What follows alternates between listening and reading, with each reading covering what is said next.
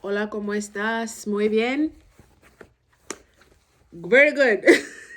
My little sister is in Spain, so now I think I can speak Spanish because I'm living vicariously through her. Anywho, so today we're going to be talking about shame.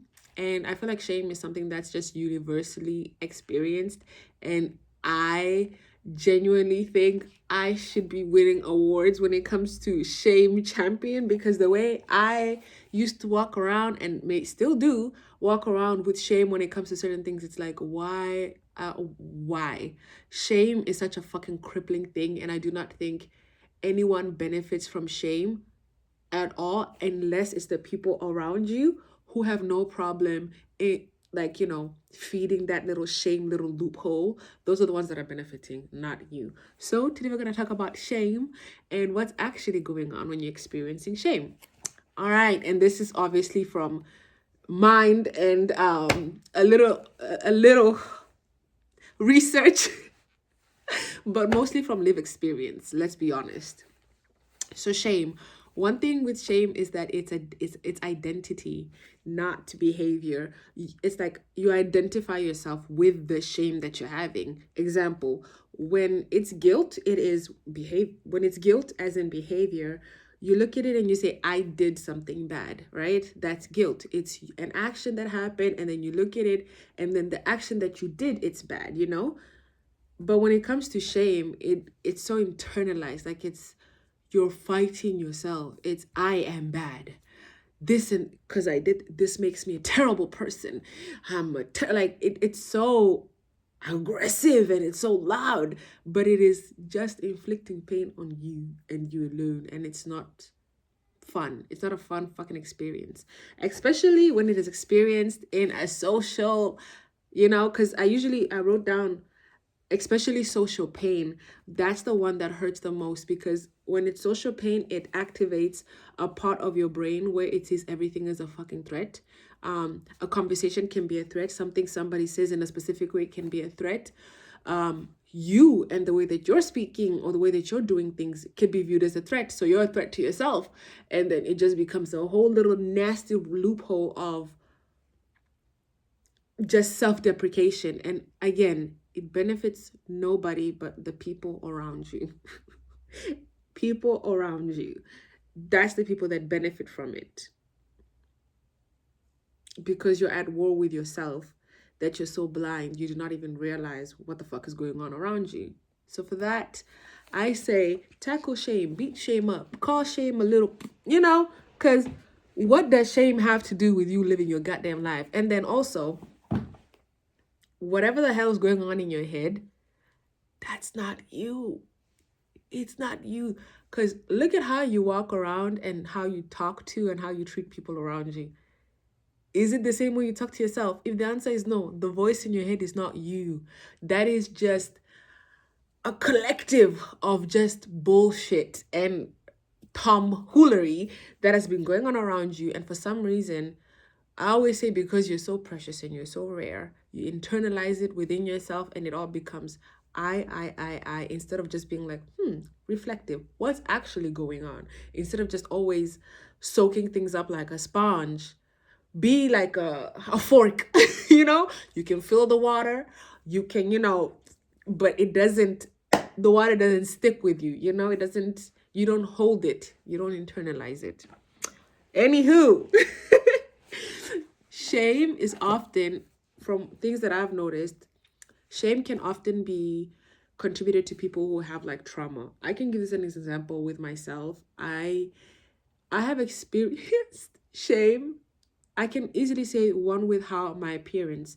I know that when it comes to physically how I look like, because I was a bit taller when I was younger, my lips are full naturally. And these are things that I think you'd get bullied about. And funny thing is, I used to really be uncomfortable about my looks, very uncomfortable. And it wasn't the fact that I was uncomfortable. Before anyone gave me their opinions about me, I was okay with myself.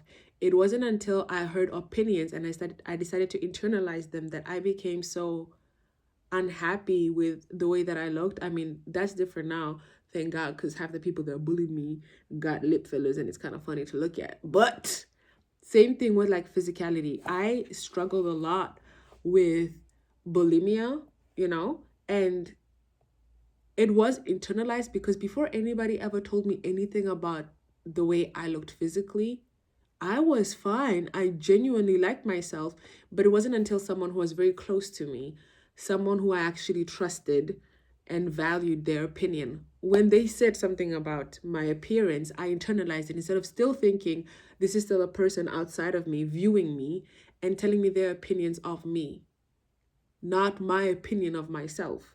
So this might be something that, you know, can be useful to someone else. And it became kind of shameful. And obviously, then again, I say if you have trauma from childhood, if you were neglected, if you've ever been sexually assaulted or bullied, these are things that will make you prone to quickly internalize things and quickly become shameful about stuff because, or quickly find yourself feeling shame where shame shouldn't be.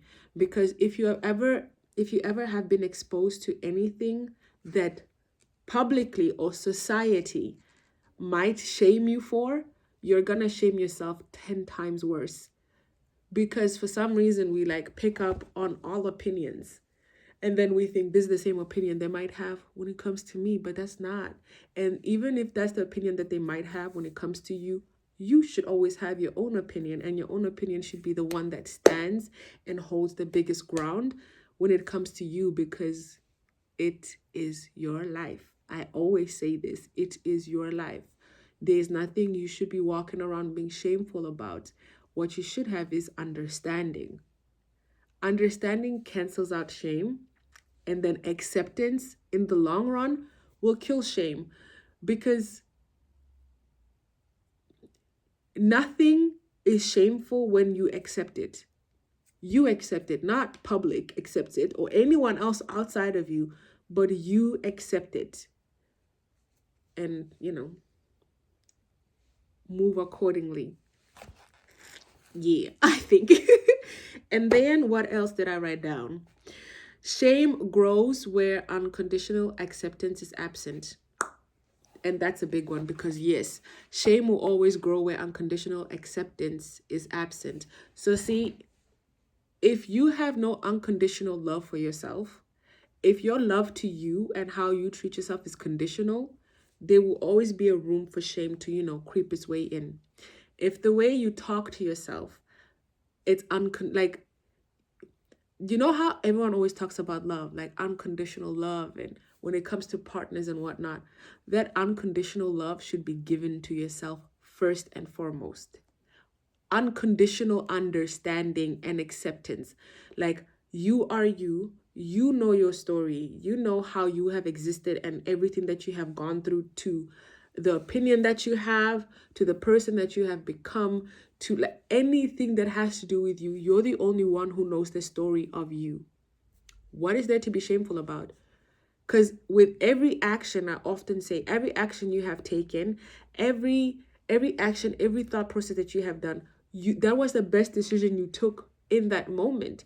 The best thing you could have said in that moment. With time, there's knowledge, you're exposed to so much to where your opinion or whatever can change. And that's okay. That's how human beings are. There shouldn't be shame in you evolving as a person, or you growing, or you having a different opinion, or you change. There should never be shame in that, because it's your life, your story. What's there to be shameful about? You know yourself. So give yourself that unconditional love first. And once you do that, and also unconditional acceptance, as in you accept who you are unconditionally, with no conditions. You are you. There's this poem I had, or I remember from when I was younger in South Africa. I've been trying to find it and I still can't. But it was this little kid, and it stuck with me my whole year, my whole life, genuinely. And it was like, I am who I am. I am me. I am big. I am strong. And I read this as a kid, and imagine that I still think of it till now, because even in that poem, I remember the kid said, "I am fat." And it was acceptance. He wasn't making excuses for who he was. And this is like a child's book. But the kid wasn't making excuses for who the child was. He was just telling you who he is because he had accepted himself for who he is. And I remember that resonated with me at a young age. And I loved that poem. And I used to continuously read that poem. So, like, acceptance is acceptance is you just accepting yourself for who you are, not saying that nothing will change or nothing can ever improve, but you are who you are. And that should just be enough for now, for presence, you know? Okay, and then next thing I wrote down is shame is socially contagious and culturally shaped. And again, this is why I say I can share my own. Have my own experience with shame, and I think like most girls do, or anybody, not even girls, my God, any human being actually has is shame with your physical appearances. I know I used to have shame around the way that I looked, my lips, right? And I used to get bullied about my lips. And I used to be like, oh my God, when I grow up, I'm gonna do surgery and make my upper lip smaller so it looks like everyone else. Mind you, I grew up in South Africa, and yeah, people were not the nicest. But then it's like before anyone ever told me anything about my lips, I never had an issue with how I look like. Before society ever told me anything about my appearance, I never had an issue with it. It wasn't until someone said something. Same thing with my physique. I was very tall when I was younger, not really that tall, but tall. And I had body. I grew into my body very young. And people made comments. Before anyone ever said anything to me, I was perfectly fine with myself. It wasn't until people started talking and the noise was so loud, and instead of me just keeping my house and my door closed in my little bubble and just seeing everything as is, I internalized it. And with that, I brought shame because I wasn't accepting myself for who I was. I was tall and I was curvy and I had full lips and I was absolutely beautiful and gorgeous. I felt like that until somebody came and gave me the opinion on myself. And this is why I usually say most of the times that people are like, I'm just saying, people like, nobody gets paid to just say, nobody likes to just say her. And again, this is why with shame will always grow where unconditional acceptance is not. And especially in society or culture. Do you think society and culture cares about you? No, they care about the bigger picture. And if you are not fitting the bigger picture or put together to fit the bigger picture, then you're a problem. And you're a problem to them. But if you really look at it to yourself, are you actually a problem? Answer is often going to be no. So fuck society and fuck culture. Figure out where you fit in this, where you fit in the life that you were given. You're not here to fit what other people think. You're here to just exist and just be. That's it. All right.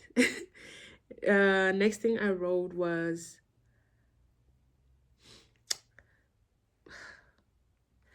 I think I've talked about it before, but maybe I'll touch on it again. Shame could absolutely crumble you and in a way kind of kill you. I'm not gonna lie. Shame will give you stress. You have tightness in your chest because you're ashamed, and then it gives you anxiety, and then it gives you so much. But the worst thing about shame is because when you have it and you have it for so long and it's internalized, it will come out physically. It will be anxiety, depression, all of this. And again, all of this is happening because there is no self-acceptance. There is no unconditional love or unconditional acceptance. And other people's opinion or the outside's opinion and the way that they have formed their opinions is way more important than you, who have lived your life, who knows yourself better than anyone else inside and out. But instead of just sitting down and just being like, okay, what do I really think? What's my act? Like, who are you in the grand scheme of things? It's always in relation to others, in relation to this, in relation to, and it's so self-deprecating. And I realize that, and I'm still realizing that. I'm not saying that I do not have shame in anything. I still do have shame in certain stuff, but it's not something, Rome wasn't built in a day, but every day they built. So it's an everyday thing that you're supposed to be working on to, not supposed to, yes, supposed to, for yourself. You're supposed to be working on it on a day-to-day basis for your future self. Because every day that you work against against shame, against social and all the other bullshit, you're working to your future self, and it always will feel better. Every little step you take, every little brick you put on that little, coliseum of yours. And then, what else did I write down? Shame fucks up yourself. What is it? I wrote self-concept, but just like the vision of who you are. Again, everybody else's opinion can never outweigh your own. Ever. Your opinion should be class 1. Everybody else's can be just little background noises, If anything is noisy enough to where you're like, kind of makes sense. Or it's interesting because it's sounding the same thing as what's going on over here. That's when you can maybe open the window and listen. Not even open the window, open the shutters, look outside, see what's going on. But nothing should ever become internalized when it is just opinions. People are saying, this is what's happening. That is not you. You have your own opinion. Again, always come back to self. Always come back to self and align with yourself. Trust me, shit like that will kill shame very quickly, because you're going to hear that going on in your head. You're going to be like, but wait, that's not nice. That's not friendly. That is not the way that I talk to my loved ones. So clearly whatever's going on in your head is not you talking. So then start asking yourself, who's talking? When you start hearing the little, when it's going back and forth and it's sounding so nasty, it's so rude, so nasty. Sit back and actually just observe and like what's actually going on in my, when you start doing that, you will hear the voices go, it will be quiet, because it's quiet when you pay attention. When you're not paying attention, it's gonna ruckus around and run around. So yeah, I'm saying all of this to say there's nothing you can be shameful about. There's nothing you should have shame over when it comes to yourself. It should always be understanding and acceptance and love that leads before self-critique or self-deprecation. None of that should be the forefront. If that's what's going on in your mind, then that's not you talking. That is a collective of bullshit and fuckery you've collected throughout all the years. And that is not you. You're not that person. Clearly, because that's not how you talk to everyone else. And that's why you're watching the video, I'm hoping. And yeah, fuck shame. Tackle it on a day-to-day basis. Shame is not you. It's a collective of the fuckery. And you don't want to be a part of that. You want to be a part of, you crew. You crew. And that's... Did I write anything else? Nope. Yeah. Get to know yourself. Bond with yourself. Love yourself. The same time that you be putting on your friends and that man or that girl. All this time that you to get to know them and figure them out inside out. How do they work? Put the time on yourself. Figure yourself out. Love yourself. Pay that attention to yourself. You realize half the stuff that you go around thinking is not even... It ain't even like that. It's not even you. And hopefully Rome will be done getting built in a couple years or a couple months or even a couple days, depending on, who you are. Hope this helped. Kind of helped me. Have a good day. Oh, no. I usually say signed Ernie. So signed Ernie. It's been a while.